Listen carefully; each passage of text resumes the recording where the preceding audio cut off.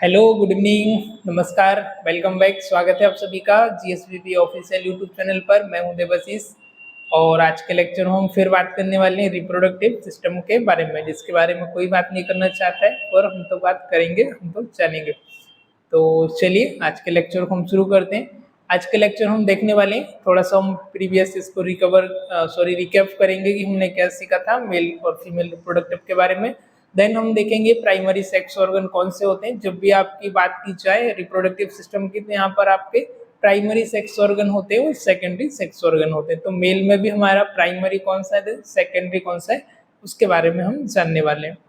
और हम जानेंगे गोनेट्स के बारे में, female gonads, then male gonads के बारे में, और मेल गोनेट्स के बारे में हम आज डिस्क्राइब समझेंगे कि भाई आखिर आपका गैमेट कैसे ट्रांसफर होते हैं, किस तरीके से इनका फॉर्मेशन होता है और किस तरीके से आपको प्रेगनेंसी कंसीव होती है। Right, so let's begin start today's lecture. तो first we are discuss about the introductory paragraph. There are the different type of different structure and different type of the male and female reproductive system. Right, तो mail में आ जाता है आपका primary sex organ, में आ जाता है आपका gonads, आ जाते हैं आपके सेक्स ऑर्गन में। गोनेट्स मीन्स आपके टेस्टिस, जो कि नंबर ऑफ 2 होते हैं, नंबर ऑफ 1 पेयर होते हैं, 2 होते हैं नंबर में। सेकेंडरी ऑर्गन में आ जाता है आपका एक्सेसरी सेक्स ग्लैंड, डक्ट्स आ जाती है, और एक्सटर्नल आपका जेनिटलिया, ये आ जाते हैं आपके सेकेंडरी में। राइट, प्राइमरी में क्या आते हैं आपके गोनेट्स, जो कि आपके टेस्टिस होते हैं, बाइलेटरल होते हैं, ओवल और आलमंड शेप के होते हैं। एक्स्ट्रा पेरिटोनियल कैविटी में एक स्क्रोटम सैक होती है, पाउच लाइक स्ट्रक्चर होती है, उसके अंदर ही सिचुएटेड होते हैं।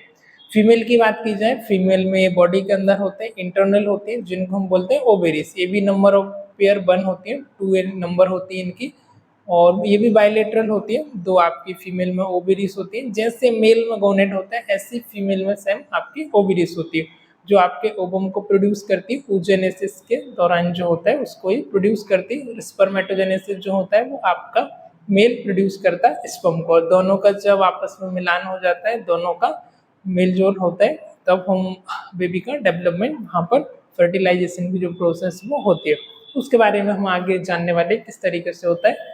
तो मेल में आ जाता है। उसके पहले हम थोड़ा सा एक बार स्ट्रक्चर को समझ लेंगे, क्या क्या इसका स्ट्रक्चर होता है। जैसे कि हमने अर्लियर लेक्चर में देखा था कि ह्यूमंस होते हैं, मैमल्स होते हैं, इनमें एक रिप्रोडक्टिव ऑर्गेनिज्म होता है ना, कि मतलब इनमें एक एबिलिटी होती है कि वापस से जनरेट कर सकें, रिप्रोड्यूस कर सकें बाय द सेक्सुअल एक्टिविटी। किसी में ये सेक्सुअल एक्टिविटी भी होती है, सम मैमल्स में, या मैमल्स में तो नहीं, इंसेक्ट्स वगैरह में, अदर क्रिएचर में मान के चलते हैं। पर जो मोस्ट ऑफ द मैमल्स होते हैं, हम ह्यूमंस होते हैं जो एक क्रिएचर है विविपेरस है, तो हमने एक सेक्सुअल एक्टिविटी होती है, सेक्सुअल एक्टिविटी के थ्रू ही हम रीजनरेशन की प्रोसेस, हमारी जनरेशन को और आगे बढ़ाने की जो प्रक्रिया होती है वो हम फॉलो करते हैं, जिससे हमारी जनरेशन आगे बढ़ती है। तो कुछ इसमें हार्मोनल का इंक्लूड होता है, कुछ हमारे ऑर्गन का इंक्लूड होता है, जो प्राइमरी और सेकेंडरी आ जाते हैं। तो चलिए अभी हम देख लेते हैं मेल रिप्रोडक्टिव ऑर्गन्स के बारे में। पहले हम इसका स्ट्रक्चर को रिकैप करेंगे। राइट, तो स्ट्रक्चर की यदि बात की जाए तो एक्सटर्नल आप यहाँ पर जेनिटलिया में देखोगे तो आपको देखने को मिलता है, यहाँ से हम शुरू करें, मीटस होता है, जो कि एक ओपनिंग होती है आपको, इसको हम बोलेंगे urinary orifice. Orifice means mouth होना, ओपनिंग होना। राइट, तो यह मीटस, दोनों वर्ड का मीनिंग सेम होता है, मीटस या यूरिनरी ओरिफाइस, जहाँ से आप यूरिन को पास करते हो, या आपका टर्मिनल एंड होता है। मीटस या यूरिनरी ओरिफाइस क्या होता है, मीटस, जहाँ से आप यूरिन को एक्सक्रेट आउट करते हो, पास करते हो। अब वो मेल में स्पर्म का, सीमन का जो पास करने का है, और दूसरी चीज आ जाती है आपका सीमन के बाद आ जाता है आपका यूरिन का। दोनों का रूट एक ही होता है, और फीमेल में डिफरेंट होता है ना। फीमेल में आपका जो आपका वेजाइना का रूट है वो डिफरेंट होता है, और जो यूरिन आप पास करते हो वो रूट अलग होता है। वहाँ पर 2 ओपनिंग होती है, 2। और मेल की बात की जाए तो मेल में एक छिद्र होता है, एक ही ओपनिंग होती है, दोनों के लिए कॉमन रूट होता है, सीमन स्पर्म के लिए और यूरिन पास करने के लिए। इसमें डिफरेंट नहीं होता है। राइट, तो यहाँ पर हम स्ट्रक्चर देखेंगे। सबसे पहले आ जाता है आपका मीटस, जो कि टर्मिनल एंड होता है, आपका यूरिनरी ओरिफाइस होता है, यूरिन की आपकी ओपनिंग के लिए एक बे होता है। फिर आप यहाँ पर थोड़ा सा देखेंगे, आपको ग्लैंस एक स्ट्रक्चर दिखेगा, एलिवेटेड स्ट्रक्चर, इसको हम बोलते हैं ग्लैंड्स ऑफ द पेनिस, है ना। उसके बाद फिर बीच का जो मिडिल, इसके मिडिल से क्या रहता है आपका यूरेथ्रा जाती है, जिससे कि आपका यूरिन पास होता है, और ये स्टार्ट होती है आपकी मीटस से, यूरिनरी ओरिफाइस से, और इसका टर्मिनल जो एंड होता है वो होता है आपकी यूरेथ्रा के अंदर, राइट, यूरेथ्रा के अंदर होता है, जिससे आपको यूरिन एक्सक्रीट आउट होता है। तो उसके बाद आता है फिर आपको जो बॉडी दिख रही है, ये होती है पूरी आपकी शाफ्ट, शाफ्ट के बाद फिर थोड़ा सा और हम ऊपर जाएंगे ये यूरिनरी ओरिफाइस में, तो आपकी ग्लैंड आती है, कौन सी, बल्बो यूरेथ्रल ग्लैंड, ये आपकी डायरेक्ट यूरेथ्रा के साथ अटैच होती है। और जब भी आप यूरिन करते हो, आप जब भी आपको स्पर्म होता है, उसको आपको क्या करती है, उसमें सीक्रेट करती है, सीक्रेट करने के बाद उसको नरिश करती है, उसको मैच्योर करती है, और उसको आगे की तरफ प्रोपेल करने में, आगे की तरफ उसको धकेलने में हेल्प करती है, राइट। कुछ ये भी सीक्रेट करती है जो इसके हार्मोन्स होते हैं। फिर आते हैं आपका सेमाइनल वेसाइकल। सेमाइनल वेसाइकल आपकी एडजेसेंट वेसाइकल होती है, ये आपकी आपस में आगे कनेक्ट करती है, आपकी डक्ट आगे कनेक्ट करती है, आपकी बांस डिफरेंस की जो डक्ट होती है वो सेमाइनल वेसाइकल आपस में आके आपके बल्बो यूरेथ्रल के यहाँ पर आके कनेक्ट होती है, जंक्शन बनाती है। उसके बाद आती है आपकी ग्लैंड, राइट। इसके बारे में आपने जनरली सुना होगा प्रोस्टेट ग्लैंड, कि भाई किसी को प्रोस्टेट कैंसर हो गया, किसी को प्रोस्टाइटिस हो गया, तो इसमें होता क्या है, आपकी प्रोस्टेट ग्लैंड में इन्फ्लामेशन हो जाता है। इन्फ्लामेशन होने की वजह से आपकी जो यूरेथ्रा है, यूरिनरी आपकी ट्यूब है, और तो यूरेथ्रा में क्या होता है, कंप्रेस करती तो आपको यूरिन पास करने में, स्पर्म पास करने में आपको डिफिकल्टी होती है, राइट। तो इस तरीके से इसका स्ट्रक्चर होता है। फाइनली आ जाता है आपका यूरिनरी ब्लैडर, फिर ऊपर आ जाता है आपका यूरेटर, ना, यूरेथ्रा लिखा है मैंने, यूरेटर। तो इस तरीके से इसका डिजाइन होता है। अब हम देखेंगे आपका टेस्टिस क्या होता है। जैसे कि अभी हमने जाना है कि जो टेस्टिस है वो आपके प्राइमरी सेक्स ऑर्गन होते हैं आपके मेल्स में, और ये हार्मोन को भी सीक्रेट करते हैं, टेस्टोस्टेरोन हार्मोन को, जो कि मेल रिप्रोडक्टिव सेक्सुअल हार्मोन होता है, राइट। तो चलिए अभी हम जान लेते हैं प्रोसेस के बारे में, किस तरीके से प्रोसेस होती है। तो रिप्रोडक्टिव इवेंट कैसे होता है, जो मेल्स होते हैं, मेल्स में आपका क्या होता है, गैमेटोजेनेसिस। जेनेसिस का मीनिंग होता है फॉर्मेशन करना, उसको जनरेट करना, राइट। तो जेनेसिस वर्ड आ रहा है, इसका मतलब जनरेट करना, वापस से फॉर्मेट करना, राइट। तो जैसे ये क्या होता है, गैमेटो मीन्स आपके गैमेट, जो कि आपके गोनेट्स होते हैं, गैमेट होते हैं, स्पर्म होता है। तो जो मेल में क्या होता है आपका स्पर्मेटोजेनेसिस, और फीमेल में क्या होता है oogenesis। मेल में कहाँ से होता है, आपके टेस्टिस के थ्रू होता है, और जो फीमेल होती है उनमें होता है आपके ओवेरी से, है ना। ओवेरी से कौन सा तो सेल्स निकलते हैं, उनको हम क्या बोलते हैं, oogenesis, राइट। मेल में क्या बोलते हैं, स्पर्मेटोजेनेसिस, स्पर्म। फिर जैसे ही इनका इंट्रोड्यूस होता है, हमने यहाँ पर देखो ये स्ट्रक्चर बनाया है, ये होता है आपका मेल का, एक ऐसा डॉट रहेगा, ऊपर लाइनिंग रहेगी, एरो टाइप का, ये हो गया मेल का। फिर एक सर्कल रहेगा, नीचे लाइन और प्लस रहेगा, ये हो जाता है आपका फीमेल का, है ना। तो गैमेटोजेनेसिस के बाद नेक्स्ट जो स्टेप आती है आपकी, वो हो जाती है आपकी इंसेमिनेशन।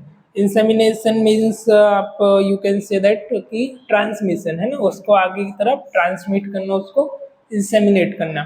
अब इसको क्या करते हैं, जैसे आपका ये स्पर्मेटोजेनेसिस हुआ, इसको आगे की तरफ ट्रांसमिट करता है। ट्रांसमिट मतलब at the time of sexual intercourse, जब सेक्सुअल इंटरकोर्स का ड्यूरिंग टाइम होता है, तब जब इजेकुलेशन होता है फीमेल के स्पर्म का by the help of penis, तो जब ये वेजाइना में क्या होता है, इंसेमिनेट होता है। इंसेमिनेट होने के बाद आगे फर्दर प्रोपेल होता है, ट्रांसफर होता है। इसमें एक नेचुरल एक क्वालिटी होती है, एक एबिलिटी होती है मोटाइल करने की, मतलब उसको मूव करता है, जैसे एक टाइपोल रहता है ना मछली, वो ऐसे पानी में स्विंग करती, ऐसे ही इसका स्पर्म होते हैं, मिलियंस ऑफ स्पर्म होते हैं, कुछ हेल्दी होते हैं, कुछ अनहेल्दी, कुछ तो आपके मतलब कि ओवेरीज तक पहुंच पाते हैं, कुछ आपकी जो बायलेटरल रहती है वहां तक नहीं पहुंच पाते, कुछ आपको पहुंच जाते हैं ना, कुछ रह जाते हैं।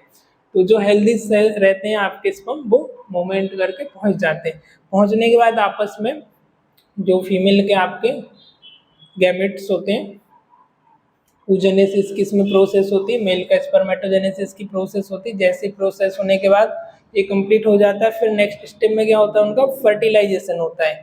अब फर्टिलाइज हो गया, आपस में फर्टिलाइज हो गया, फर्टिलाइज होने के बाद फर्टिलाइज हो जाता है आपकी बायलेटरल जो आपकी फैलोपियन ट्यूब रहती है, फैलोपियन ट्यूब के केस में फंडस में फर्टिलाइज हो जाता है। और फंडस में फर्टिलाइज होने के बाद वहाँ पर इम्प्लांट नहीं होता है, वहाँ पर इसकी ग्रोथ डेवलपमेंट एम्ब्रायो नहीं होता है। जैसे ये फर्टिलाइज होता है विद इन वीक के अंदर ये क्या होता है, वापस से वहाँ से ट्रांसमिट करता है, वहाँ से मूव करता है, और मूव करने के बाद इम्प्लांट कहाँ पर करता है, ये आपके यूट्रस में, गर्भाशय में, है ना। तो यूट्रस की जो एंडोमेट्रियम लेयर होती है वहाँ पर आकर के ये क्या होता है, अटैच हो जाता है। अटैच होने के बाद धीरे धीरे करके इसमें ग्रोथ एंड डेवलपमेंट होता है, और उस पीरियड को एम्ब्रायो का जो डेवलपमेंट होता है उसको हम क्या बोलते हैं, जेस्टेशनल एज, जो कि आपका पीरियड होता है 9 मंथ का, अप्रॉक्स 8 से 9 मंथ, वो होता है आपका जेस्टेशनल एज। और फाइनली जब आपका at the time of delivery, delivery को हम मेडिकल टर्म में एनाटॉमी की भाषा में बोलते हैं पॉस्चुराइजेशन, सॉरी पर पॉस्चुराइजेशन। तो इसमें आ जाता है आपका, उसको क्या बोलते हैं हम मेडिकल नॉर्मल टर्म में डिलीवरी, मेडिकल टर्म में बोलते हैं पॉस्चुरेशन। तो ये आपका ऐसा स्टेप बाय स्टेप जो होता है, हमने समझा कि किस तरीके से आपका इवेंट होता है रिप्रोडक्टिव का। अभी हम जान लेते हैं हमारा टेस्टिस के बारे में, टेस्टिस क्या होता है, किस तरीके से इसका फॉर्मेशन होता है।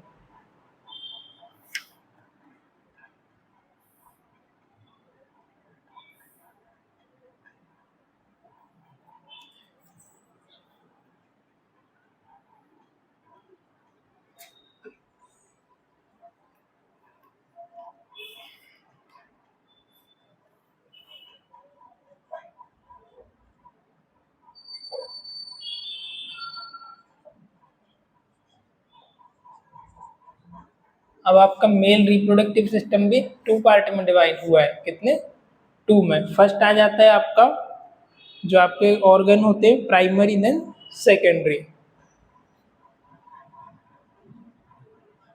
फर्स्ट में प्राइमरी और सेकेंडरी ऑर्गन।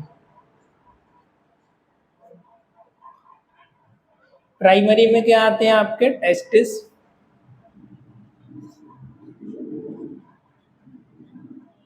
और सेकेंडरी में आ जाती है आपकी डक्ट, बास डिफरेंस,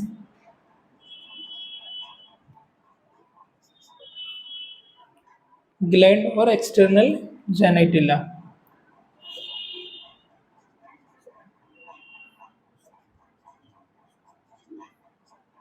एक्सटर्नल जेनिटिलिया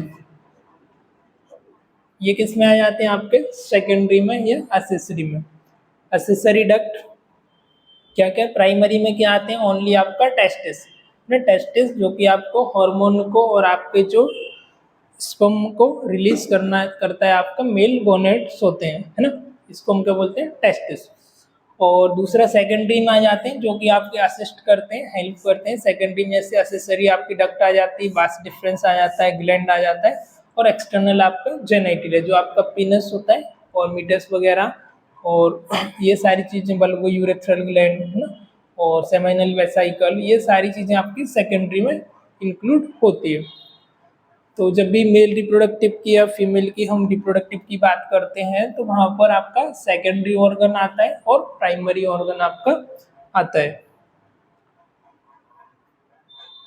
टेस्टिस आपके पेयर होते हैं, ओवल शेप में होते हैं, ऑलमंड शेप में होते हैं, और आपके नंबर ऑफ 2 होते हैं ना, नंबर की बात की जाए 2 होते हैं, और 1 पेयर होते हैं। तो आपके बायलेटरल होते हैं, और ये आपके एक्स्ट्रा पेरिटोनियल कैविटी में होते हैं। कहाँ पर, एक्स्ट्रा पेरिटोनियल कैविटी में, मीन्स कि आपके एब्डोमिनल कैविटी से बाहर, ठीक है, एब्डोमिनल कैविटी के अंदर नहीं होते हैं, एब्डोमिनल कैविटी के बाहर होते हैं। और ये आपके डिसेंड करते हैं जिस जगह पर आपका होता है, एक सैक लाइक स्ट्रक्चर होता है,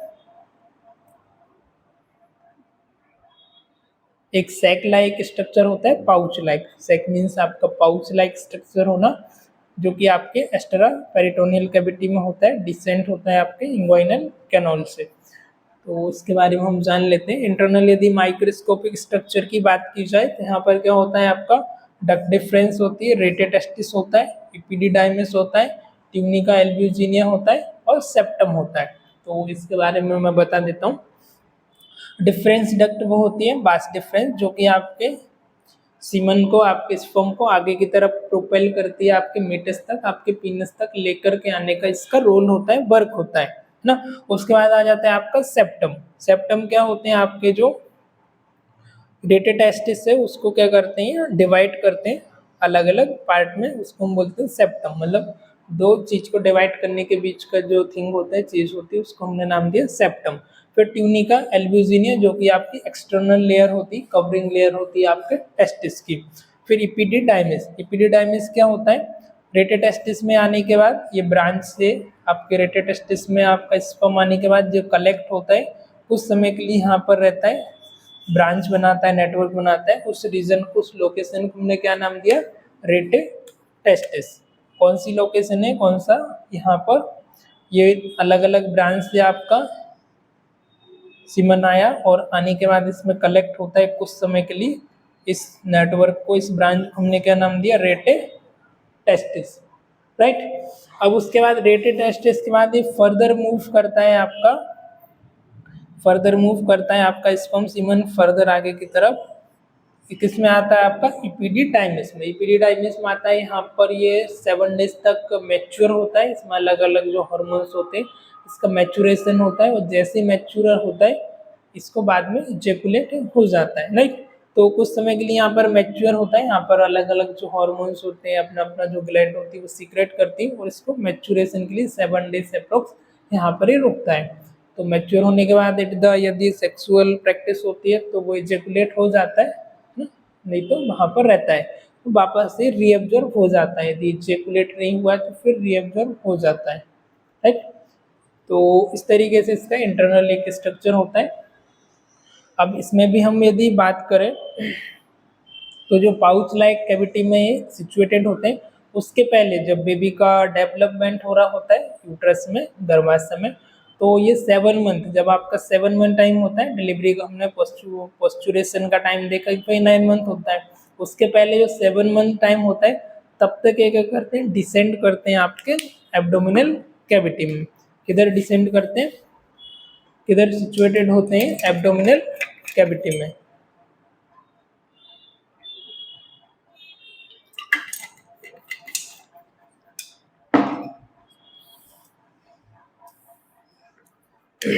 सेवन मंथ तक क्या होता है, जो बेबी का डेवलपमेंट हो रहा होता है तो उसकी जो एब्डोमिनल कैविटी होती है उसके अंदर ये होते हैं, है ना। और जैसे 7 मंथ कंप्लीट होता है ये आपको इंग्वाइनल कैनल के थ्रू, इंग्वाइनल कैनल के थ्रू आपके जो स्क्रोटम होता है, एक पाउच लाइक स्ट्रक्चर होती है, कवरिंग होता है, उसमें आ जाते हैं, ठीक है।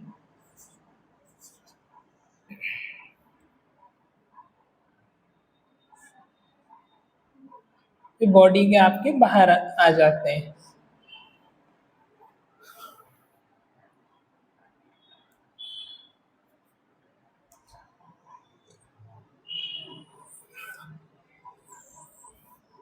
लोकेशन क्या है,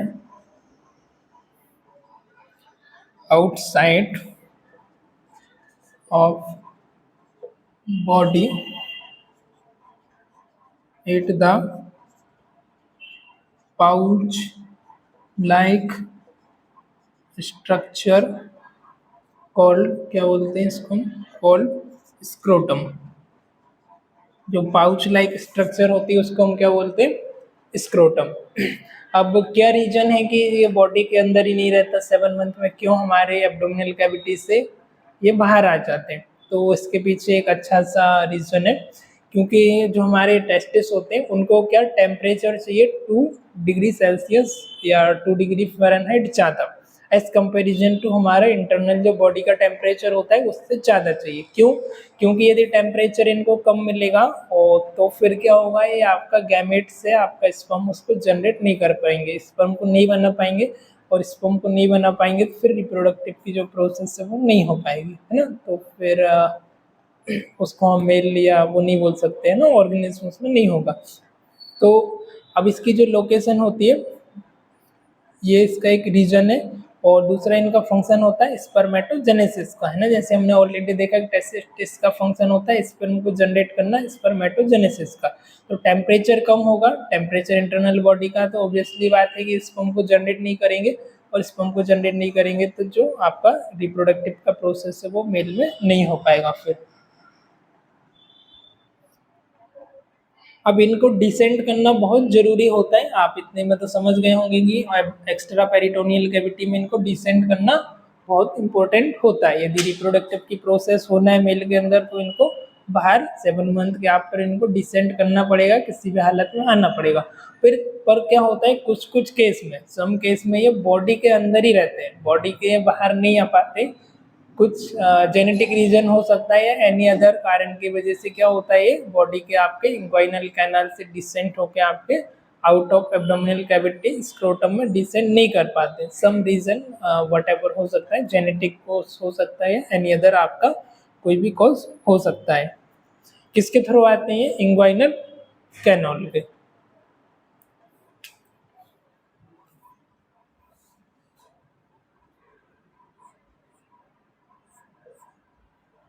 कैनोल मतलब समझते हो, ट्यूब लाइक स्ट्रक्चर होना, इसको हम बोलते हैं कैनोल।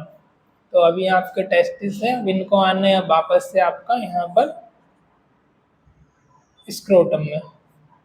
ठीक है, तो जो कैनोल होती है उसको हम क्या बोलते हैं? इंग्वाइनल कैनोल।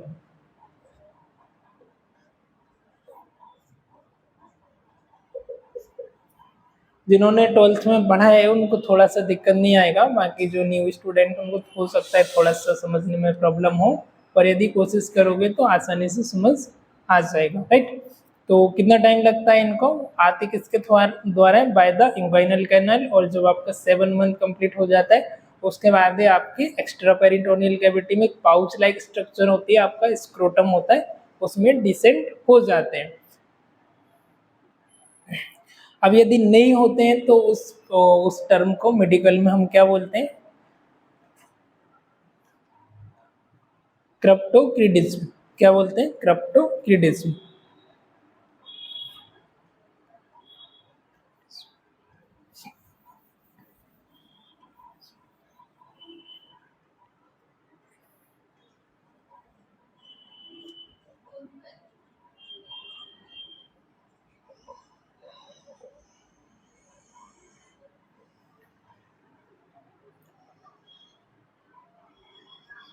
इस टर्म को क्या बोलते हैं? क्राप्टोरक्राइडिज्म।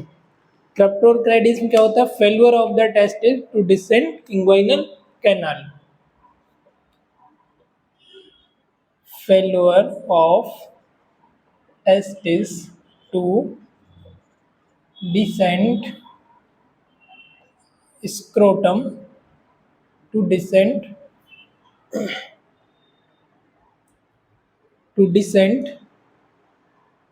from abdominal cavity to scrotum, to descend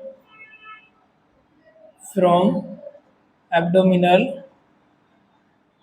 cavity to scrotum।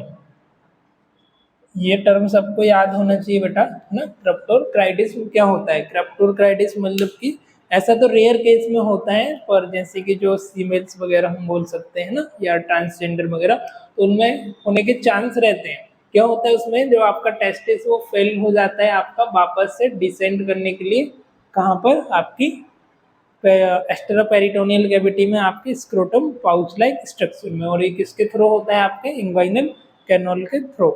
तो ये नहीं हो पाता है, उस टर्म को हमने क्या बोला? क्रिप्टोक्राइडिज्म।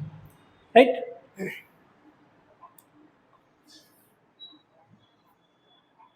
फिर दूसरा टर्म आता है हमारा कैस्ट्रेशन।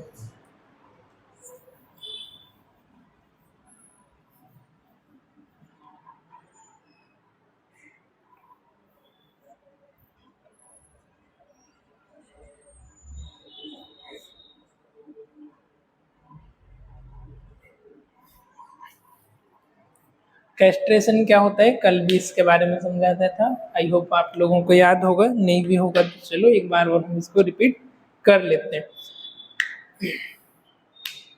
कैस्ट्रेशन क्या होता है? जो आपका टेस्टिस होता है ना, जैसे कि टेस्टिस को क्या करना? क्रश करके उसको रिमूव कर देना, है ना, क्रश कर देना उसको और रिमूव कर देना। इस टर्म को हम क्या बोलते हैं? Castration.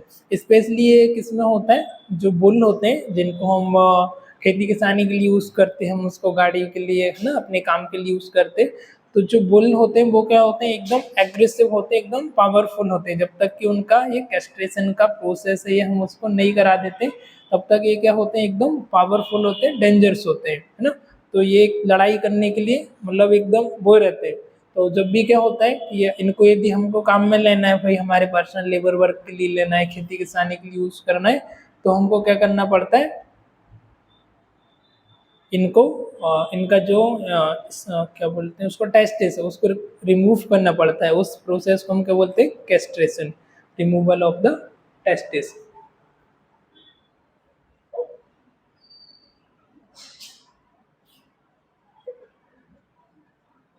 Removal of testis. Specially किसमें होता है, बुल में। बुल मतलब जो बैल होते हैं, है ना, उनमें होता है। क्यों होता है, क्योंकि ये बहुत एग्रेसिव रहते हैं और ये अपने जो काम हमसे उनको निकलवाना उसके लिए हम उनके यूज़ नहीं कर सकते। एकदम लड़ाई करने के लिए, फाइट करने के लिए रेडी रहते हैं। और उनके सींग एक तो बड़े बड़े रहते हैं, तो किसी को मार दिया तो खत्म, है ना। तो उनको कंट्रोल में करने के लिए उनको ये कैस्ट्रेशन करना पड़ता है। जैसे वो यंग हो जाते हैं उसके बाद उनको कैस्ट्रेशन करना पड़ता है।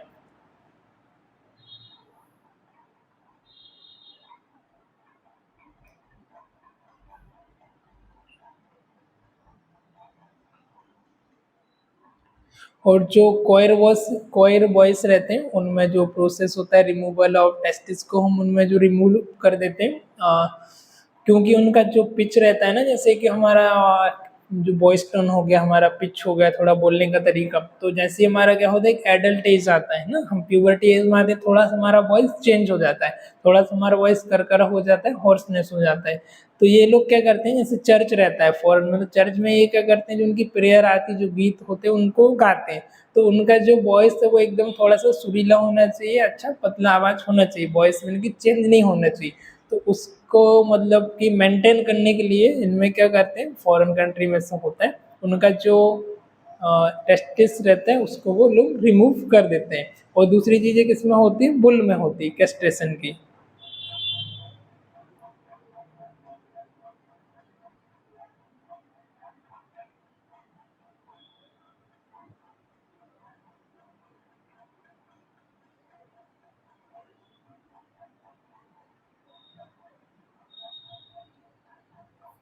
अब हमने टेस्टिस की लेयर देखी। टेस्टिस की कितनी लेयर होती है, 3 layer, tunica vaginalis, tunica albuginea और ट्यूनिका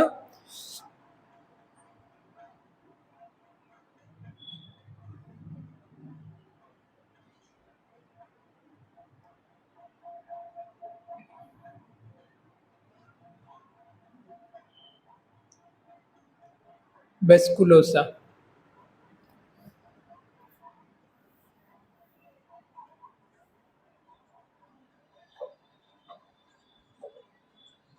लेयर ऑफ टेस्टिस कितनी लेयर होती है, 3 लेयर।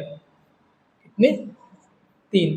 फर्स्ट लेयर कौन सी आती है आपकी, ट्यूनिका वेजाइनलिस, ट्यूनिका को मैं ट्यू लिखूंगा सिर्फ। आउटर लेयर होती है, आउटर,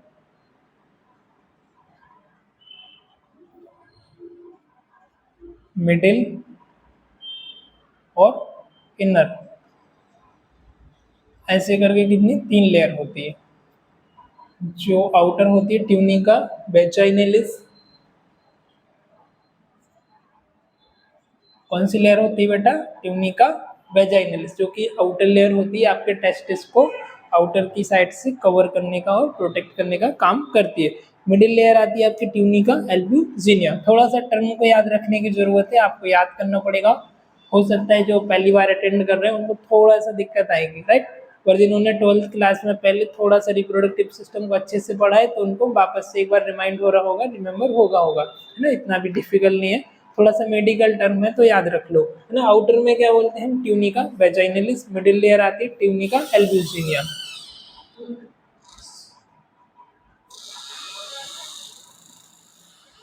मिडिल लेयर होती है आपकी बेटा ट्यूनिका एल्ब्यूजिनिया, और इंटरनल लेयर होती है आपकी ट्यूनिका वेस्कुलोसा।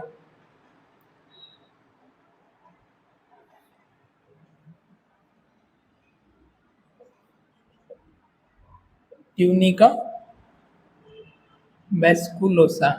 तो इस प्रकार से आपकी कितनी 3 लेयर होती है आपके टेस्टिस के अंदर।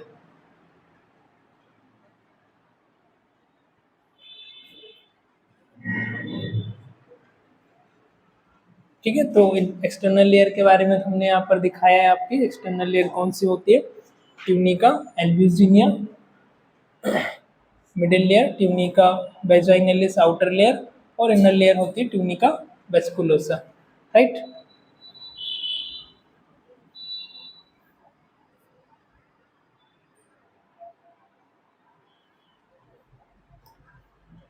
So now we are discuss about the now we are see that structure of the testis। Testis का क्या स्ट्रक्चर होता है हम उसके बारे में जानेंगे। तो यदि हम इसका शेप की बात की जाए, हम शेप देखें तो शेप इसका ओवल शेप होता है, अंडा के जैसा इसका शेप होता है, आलमंड शेप होता है। राइट। और ऑलराइट, और लेंथ इसकी होती है, लंबाई इसकी कितनी होती है बेटा? 4 to 5 सेंटीमीटर। बाइट इसकी चौड़ाई की हम बात करें तो इसकी चौड़ाई होती है 2 to 3 सेंटीमीटर। Now it's going to structure, internal structure of the testis. जो एनक्लोज करती है जो लेयर होती है आउटर लेयर, वो एक किससे मिलकर के बनी हुई होती है? आपके टफ कैप्सूल से। किससे मिलकर के बनी हुई होती है? Tough capsule of the collagen connective tissue. किससे?